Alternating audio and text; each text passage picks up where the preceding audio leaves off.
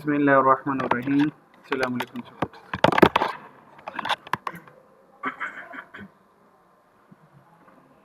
अच्छा जी, labour costing का chapter चल रहा था हमारा।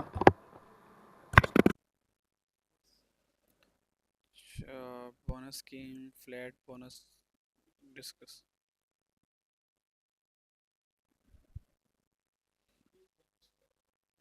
ग्रुप बोनस स्कीम तक हमने कर लिया था, ठीक है जी। अच्छा जी, एक्टिविटी 10 को रीड कर लो, सॉल्व करते हैं ज़रा।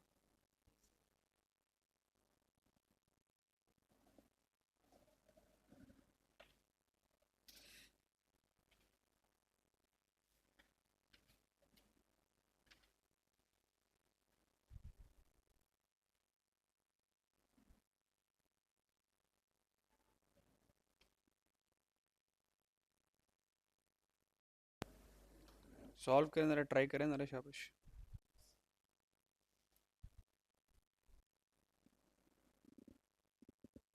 फिर मैं करवाता हूँ, नहीं होता। चलो इधर आ जाओ, एक्टिविटी 10। अच्छा जी, कितने एम्प्लॉयज़ हैं? स्टैंडर्ड यूनिट्स के हैं, 1 घंटे में 200 यूनिट बनाते हैं। व्हेन इट एक्सीडेड, जब वो इससे ज़्यादा बनाएंगे तो बोनस परसेंटेज इस तरह से कैलकुलेट होगी। अ, हर एम हर एक एम्प्लॉय को in the group is then paid as a bonus this percentage of an hourly wage rate. ये 1 घंटे का वेज रेट है, यानी कि 1 घंटे के $10 है, उसके हिसाब से उनको इनाम मिलेगा। The following is 1 week record of production by the group. ये 1 हफ्ते का रिकॉर्ड है।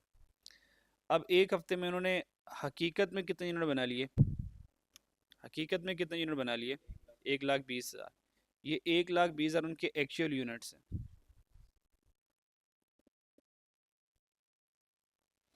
इसका मतलब हमने ये वाला बोनस के लिए फार्मूला लगाना है, बस ये वाला, ये बोनस के लिए फार्मूला याद रखना है, ठीक है जी। तो ऑप्शन में कहता है what is the rate of bonus per hour. तो हमने सबसे पहले देखना है कि बोनस परसेंटेज क्या निकलती है। तो बोनस परसेंटेज हमारे सामने आ गई, ये बोनस परसेंटेज आ गई, ठीक है। एक्सेस यूनिट और स्टैंडर्ड यूनिट, तो सबसे पहले हमने एक्सेस यूनिट निकाल लेने हैं। अब एक्सेस यूनिट कैसे निकलेंगे?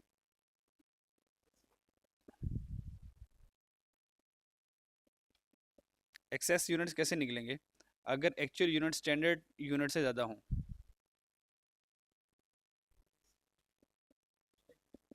अगर एक्चुअल यूनिट ग्रेटर होंगे स्टैंडर्ड यूनिट से,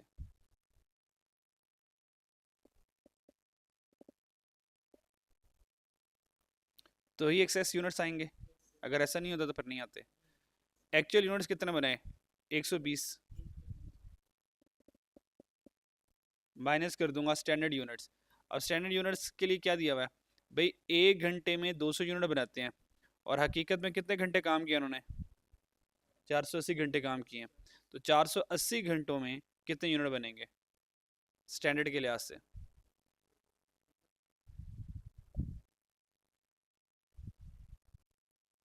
480 टोटल घंटे हैं, जबकि 1 घंटे में वो 200 यूनिट बनाते हैं। तो स्टैंडर्ड यूनिट कितने बनाने के लिए कहा था उसने हमें?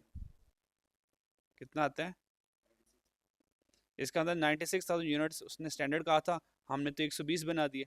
हम कितने यूनिट ज़्यादा बना बैठे? 24। इसका मतलब 24,000 यूनिट हम ज़्यादा बना बैठे। ये 24,000 ये मेरे एक्सेस यूनिट्स आ गए। क्या यहाँ से बोनस आ सकता है? अब ये बोनस की परसेंटेज बन जाएगी। अब ये बोनस की परसेंटेज बन जाएगी। तो ठीक है, वैल्यूज पुट करें यहाँ पे। बोनस की परसेंटेज में वैल्यूज पुट करें यहाँ पे। 50% मल्टीप्लाई बाय स्टैंडर्ड यूनिट कितने? स्टैंडर्ड यूनिट कितने? 96। और एक्सेसिव कितने हैं? हाँ, अब बताओ क्या परसेंटेज आती है?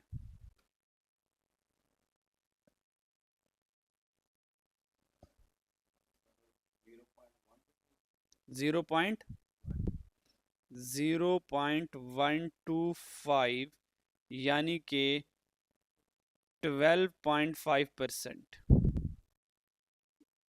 अगर परसेंटेज में कन्वर्ट करें मल्टीप्लाई बाय 100 करके। ठीक हो गया। इसका मतलब ये बोनस परसेंटेज है। अब आ जाओ बोनस परसेंटेज कैसे दे रहा है। वो कह रहा है each employee in a group is then paid as a bonus this percentage of an hourly wage rate. Hourly wage rate का ये क्या मिलेगा उनको, बोनस मिलेगा। तो अल्फा वाली फर्स्ट वाली रिक्वायरमेंट में what is the rate of bonus per hour. Rate of bonus per hour कितना होगा, हमने कहा बोनस मिलना है $10 और बोनस कितने परसेंटेज मिलने हैं 12.5%, यानी कि 0.125। ये मिलेगा बोनस का रेट क्या बनता है 1.25 ये पर आवर मिलेगा उनको। क्लियर हो गया।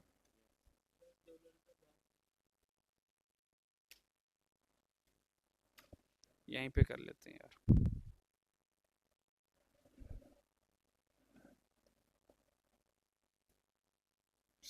यहीं पे ले आते हैं।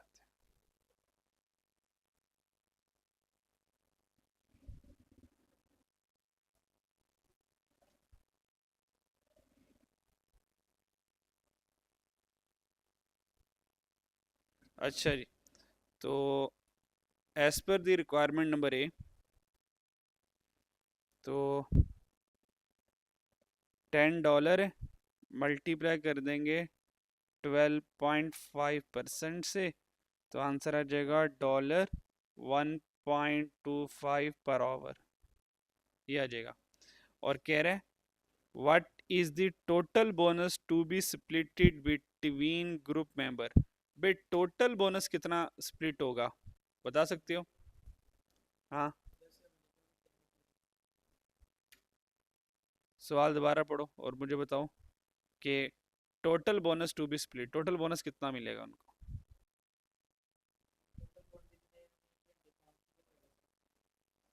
जितने घंटे काम किया उतने लिहाज से बोनस मिलेगा, तो 480।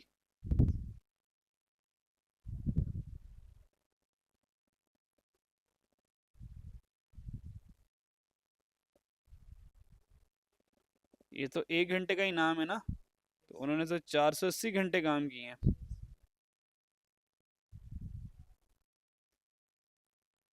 हाँ देखो कितना बनता है $600 ये इनाम मिलेगा। ये ऑप्शन ए की रिक्वायरमेंट मेरी बनी है अभी।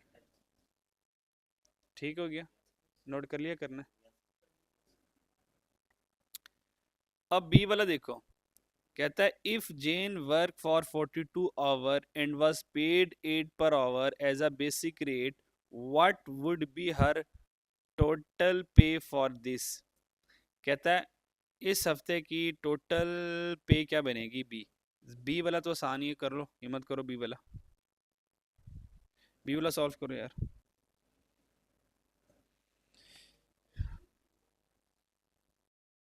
चलो देखते हैं सही है कि नहीं। अच्छा जी, सबसे पहले आ जाएगा बेसिक वेज।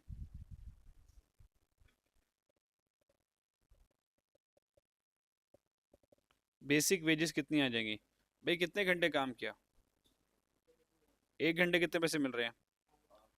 ठीक है, तो सान सान सा आ गया यार। 42 × 8 आंसर कितना आया 336 डॉलर। और इनाम भी तो मिलेगा उसको।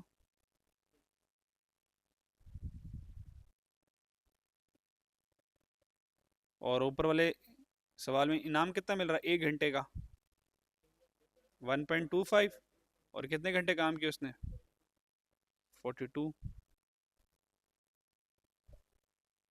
हाँ जी 52.5, तो ये टोटल उसको मिलेगी वेजेस। हाँ क्या बनती है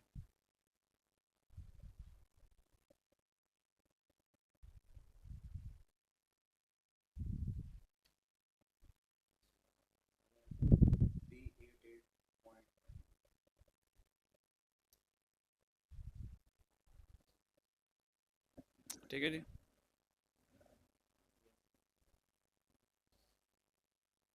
ये आंसर आ गया।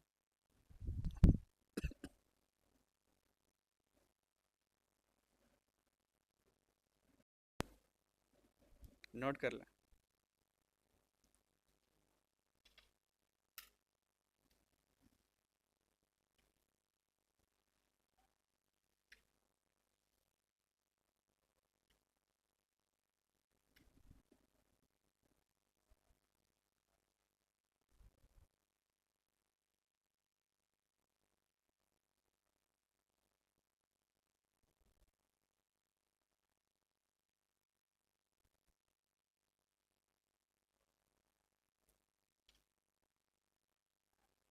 चलो यहाँ पर आ जाए, the impact of changing changes of remuneration method on cost per unit. अच्छा जी, remuneration method and cost behaviour आ गया। ये बिल्कुल चैप्टर 3 वाले ग्राफ्स हैं जो हमने चैप्टर 3 में बने हैं। फिक्स कॉस्ट का ग्राफ याद है आपको, टोटल वाला और पर यूनिट वाला। फिक्स कॉस्ट पर यूनिट का ग्राफ याद है जो ऐसे डिक्रीजिंग बनता है। तो देखें, अगर ये फिक्स सैलरी है तो एक्टिविटी आउटपुट ज़्यादा करेंगे तो फिक्स कॉस्ट कम पड़ती रहती है एम्प्लॉयर को। अगर तो आप किसी एम्प्लॉय को फिक्स सैलरी दे रहे हैं तो जितने ज़्यादा उसका काम करवाएंगे तो उसकी जो सैलरी जो फिक्स है ना, वो आहिस्ता आहिस्ता कॉस्ट आपको कम करना शुरू कर देगी। ठीक है जी। अच्छा जी, फिर वेरिएबल कॉस्ट याद है, पर यूनिट, सारे पर यूनिट के। Variable cost per unit same रहेगा। फिर अगर हमारे पास डिफरेंशियल पीस रेट सिस्टम आ गया, जैसे कि देखें यहाँ पे हमारे पास था पीस रेट सिस्टम। अब पीस रेट सिस्टम ये होता है कि भाई एक यूनिट बनाने के कितने पैसे मिलने हैं, अब उतने ही मिलने हैं। ये पीस रेट सिस्टम यानी कि कॉस्ट पर यूनिट में ये वाला ग्राफ बनता है। और ये वाला कौन सा, फिक्स सैलरी। तो फिक्स सैलरी में फिक्स कॉस्ट जैसा बनता है कॉस्ट पर यूनिट में, क्योंकि एक यूनिट के ऊपर कितने पैसे लग रही हैं हमने देखना ना। तो सारे पर यूनिट के हमने यहाँ पे ग्राफ देखने हैं। तो अगर फिक्स सैलरी है तो फिक्स कॉस्ट में जाएगा, और अगर पीस रेट है तो वेरिएबल है, जितने यूनिट ज़्यादा बनाओगे उतने ज़्यादा पैसे मिलेंगे। ठीक है जी। और बस यहाँ पे अजम्पशन ये लेनी है, यहाँ पे कोई गारंटी, कोई मिनिमम पेमेंट नहीं है हमारे पास। ठीक है जी। ज़्यादा काम ज़्यादा पैसे, कम काम कम पैसे। अच्छा, और अगर हमारे पास डिफरेंशियल रेट सिस्टम आ गया, यानी कि डिफरेंशियल पीस रेट सिस्टम, याद है डिफरेंशियल था, 0 से 50 ये था, 50 से 100 ये था, 100 से 150 ये था। तो ये स्टेप फिक्स कॉस्ट की तरह चलेगी ये। ठीक है जी। यानी कि देखो, 0 से लेकर 50 तक ये रेट होगा, फिर आगे 50 से 100 तक अबव रेट हो गया, 100 से 150 तक हाई रेट होगा। ठीक है जी। अच्छा, फिर आता है semi variable cost. Semi variable cost per unit, ये क्या है, piece rate system with guarantee. अगर गारंटी आ जाए, अगर गारंटी आ जाए कि यार इतने पैसे तो मिलने ही मिलने हैं। ठीक है, तो piece rate system with variable cost, तो कुछ फिक्स हो जाएगा कुछ वेरिएबल हो जाएगा। वो जो गारंटी वाली अमाउंट होगी with a guaranteed minimum payment, ये फिक्स हो जाएगा। और इससे जो ऊपर वाला हिस्सा होगा वो क्या हो जाएगा, वेरिएबल हो जाएगा। इसका मतलब ये सेमी वेरिएबल कॉस्ट यानी कि टोटल कॉस्ट पर यूनिट का ग्राफ भी ऐसे ही बनता है। क्लियर हो गया। यानी कि अगर मैं 0 यूनिट बनाता हूँ फिर भी देखो इतने पैसे तो मिलेंगे मिलेंगे, देने पड़ेगी, गारंटी है। बस ठीक है। ठीक है। चेंजिंग रेम्यूनरेशन मेथड, अगर रेम्यूनरेशन मेथड चेंज करना हो तो ठीक है, मर्जी अभी कर लो। क्लियर। अच्छा जी, अब नेक्स्ट आ गया हमारे पास payroll. Payroll initial recording of gross pay. ठीक है, पे रोल का मतलब वेजेस होता है, और उस वेजेस को हम ना ग्रॉस में कैलकुलेट करते हैं। ठीक है जी। जो पे रोल है, वेजेस भी कहते हैं, रेम्यूनरेशन भी कहते हैं इसको। ठीक है जी।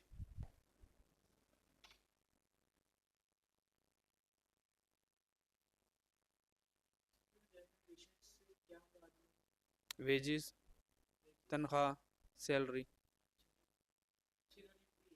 हाँ जी, ये पे रोल के सिनोनिम्स है। Payroll mean wages mean remuneration.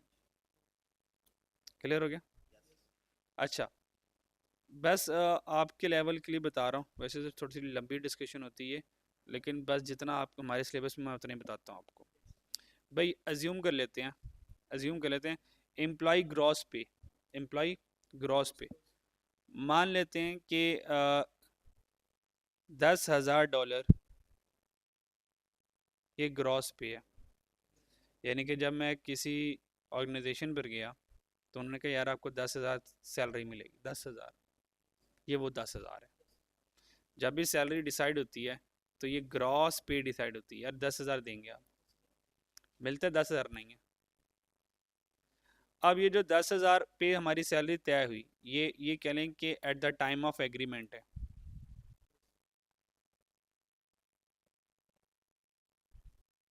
Eight the time of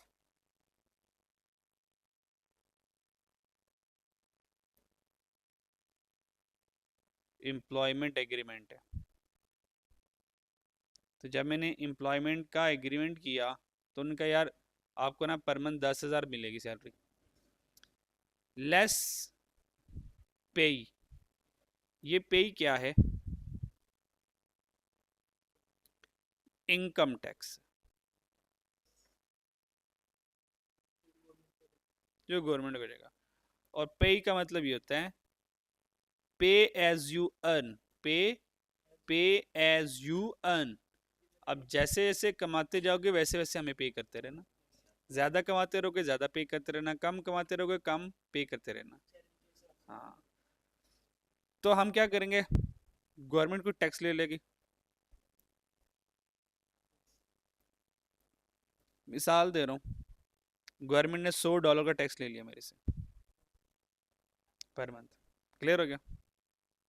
अच्छा, less employees benefit contribution. Employees benefit contribution का मतलब क्या?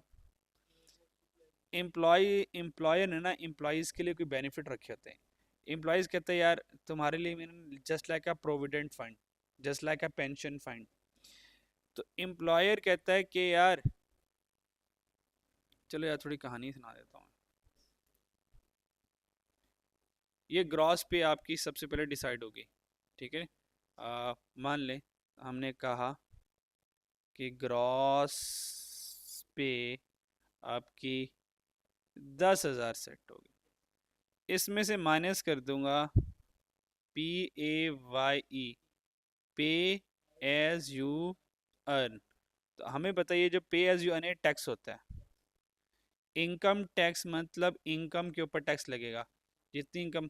तो हमने कहा यार 100, यहाँ से निकल गए। फिर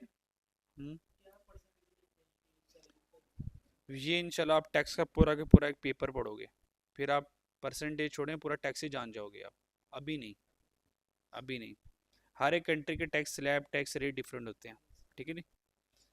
जैसे कि पाकिस्तान में अगर आप 50,000 रुपये पर मंथ कमा रहे हो तो साल का बनता है 6 लाख, तो उसके ऊपर कोई टैक्स नहीं है, नहीं है।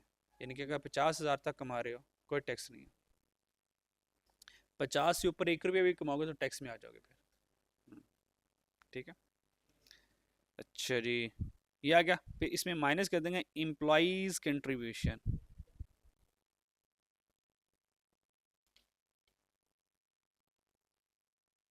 Employees benefit, benefit contribution. ये मैं आपको बताता हूँ अभी, नहीं इसी की कहानी सुनानी है, इसी की कहानी सुनानी।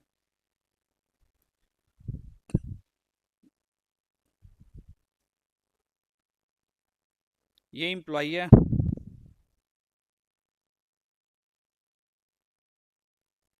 और ये बड़े वाला एम्प्लॉयर है। ठीक हो गया?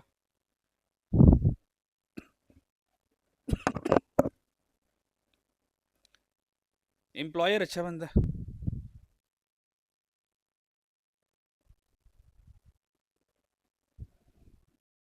कहता है यार जब तुम मुझे छोड़ के जाओगे ना तो मैं नहीं चाहता तुम खाली हाथ घर जाओ, कुछ पैसे घर लेके जाओ। पर एम्प्लॉय कहता है कि मेरी तो सेविंग नहीं हो पाती, मैं कैसे पैसे घर लेके जाऊंगा। एम्प्लॉयर ने कहा टेंशन ना लो, मैंने तुम्हारे लिए एक ट्रेयर बॉक्स बनाया हुआ है। क्या बनाया हुआ है? ट्रेयर बॉक्स बनाया हुआ है। उसका नाम प्रोविडेंट फंड है। उसका नाम क्या है? प्रोविडेंट फंड है।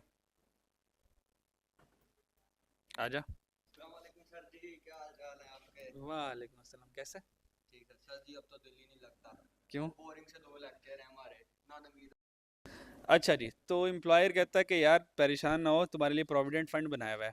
तो एम्प्लॉयर कहता है कि भाई देख, मान ले, क्योंकि मुझे पता है कि सैलरी तेरे से सारी खर्च हो जाती है, ठीक है, तो ये कमेटी की तरह ही है।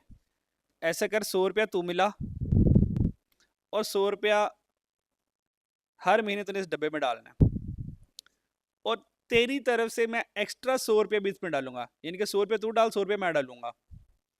तो अब इस डब्बे में कितने हो जाएंगे हर महीने? $200 होते रहेंगे हर महीने। अगर हर महीने इस डब्बे में $200 हर महीने सोचो होते रहेंगे, साल बाद कितने हो जाएंगे? और मान लो अगर वो 10 साल नौकरी करता है तो कितने हो जाएंगे?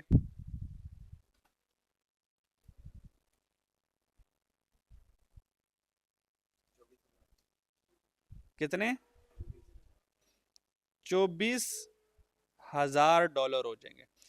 पाकिस्तानी करेंसी से जरा मल्टीप्लाई करो 280 से।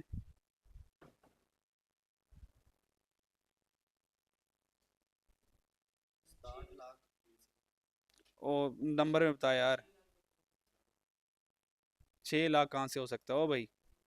वो यार आप तुम नंबर में बता दो, मैं खुद कर लूंगा। 6720000।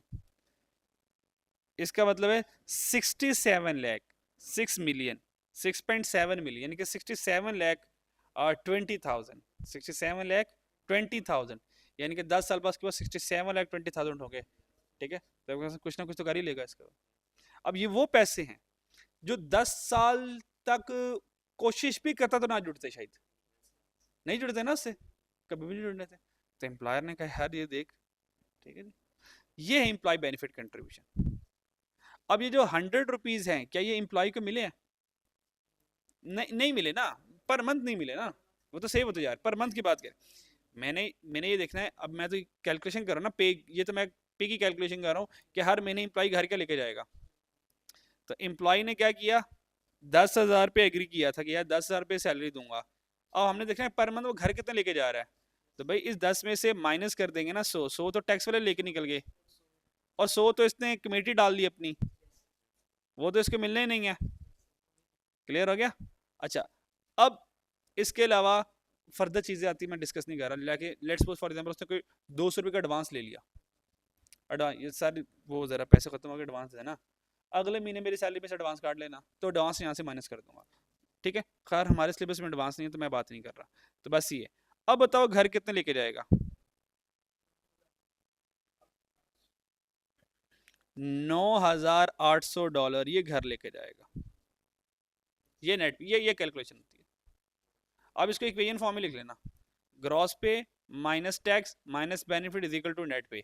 अब कोई सी 3 चीजें गिवन करके चौथी वो आपसे बैलेंसिंग पूछ लेगा, बता दोगे उसको? चलो बस ये था, बस खत्म कहानी। क्लियर हो गया? और अगर आपको नेट पे गिवन कर दे और एम्प्लॉय बेनिफिट गिवन कर दे और पे गिवन कर दे और आपसे ग्रॉस पे पूछ ले, तो बता दोगे उसको? ये माइनस हो रहे इधर आके प्लस हो जाएंगे इसके साथ। ठीक है, ठीक। चलो,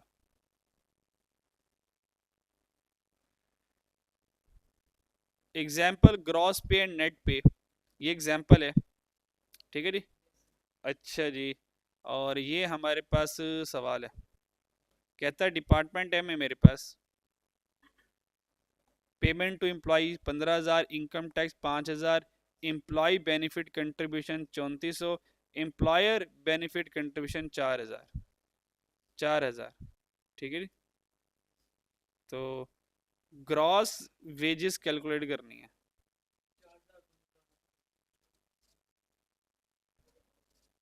ग्रॉस वेजेस क्या करनी है कैलकुलेट?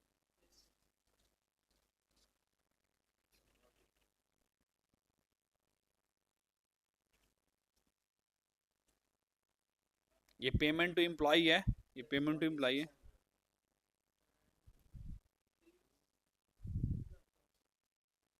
23,400 आएगा ना यार, ये नेट पे है।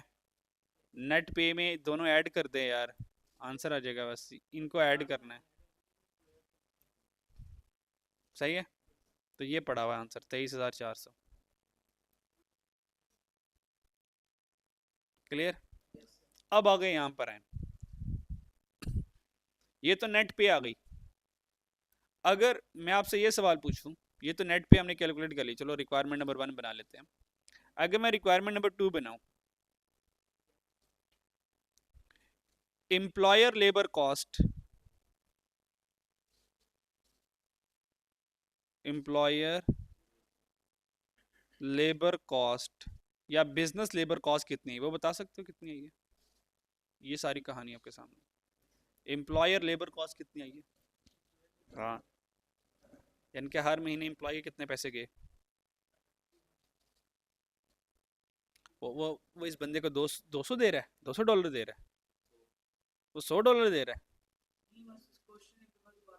क्वेश्चन लिखा हुआ पूछना क्या, एम्प्लॉय लेबर कॉस्ट बताओ, सवाल सामने आपके। हाँ,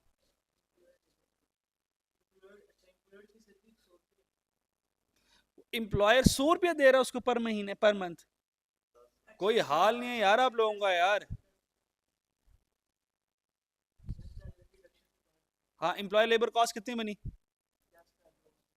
10,000। क्या कितनी बनी? हाँ, ये भी गलत है। एम्प्लॉयर की लेबर कॉस्ट 10,000 प्लस $100 जो खुद मिला रहा है वो भी तो बनी। ये 10 तो वो है जो ग्रॉस पे में पे कर रहा है उसको, और 100 तो एक्स्ट्रा प्रोविडेंट फंड के नाम पे भी दे रहा है। तो एम्प्लॉयर की कॉस्ट 10,100 बनी। और इतनी लेट समझते हो यार आप लोग। सही है, ये है बिजनेस की लेबर कॉस्ट। कि बिजनेस का खर्चा कितना, भाई बिजनेस से 10,000 ग्रॉस में पे करना है। वो अलग बात है, गवर्नमेंट टैक्स ले रही है, और ये 100 तो लाल वाले एक्स्ट्रा पे कर रहा है वो तो इस ग्रॉस में नहीं है। यानी कि एम्प्लॉयर एम्प्लॉय को 10,000 ग्रॉस पे दे रहा है, प्लस 100 रुपये ये प्रोविडेंट फंड के नाम पे भी दे रहा है। तो एम्प्लॉयर बिजनेस के तो 10,100 रुपया खर्च हो रहा है। 100 को क्या हो गया, ठीक है। चलो, अब वो ये वाला कॉन्सेप्ट आपसे पूछता है, वे पूछता है, ये ऊपर वाला ही सवाल है। कहता है labour cost for department M. कहता है डिपार्टमेंट एम की लेबर कॉस्ट कितनी होगी। हमने कहा बड़ा आसान, ग्रॉस पे आ गया, इसमें एम्प्लॉयर का बेनिफिट ये वाला ऐड कर दो बस। तो 27,400 प्लस 4,000 जमा करेंगे तो 27,400, 23,400 में 4,000 जमा कर 27,400। ये क्या हो गई, ये लेबर कॉस्ट फॉर एम्प्लॉयर या बिजनेस हो गई, डिपार्टमेंट एम हो गई। ये बात समझ लगती है, बस ये कैलकुलेशन थी, नन्नी मुन्नी से खत्म कहानी। कोडिंग चैप्टर 4 में पढ़ेंगे, और बुक कीपिंग में लेबर कॉस्ट की एंट्रीज हैं, और उसके बाद प्रोडक्टिविटी वाली बात कर रहा है जगह। चलो ठीक है, अब कल वाले लेक्चर में इंशाल्लाह बुक कीपिंग करवा लूँगा, बुक कीपिंग एंट्रीज करवा दूंगा, और फिर इंशाल्लाह आगे ख़त्म कर लेंगे चैप्टर। ठीक है, आज के इतना काफ़ी, अल्लाह हाफिज़।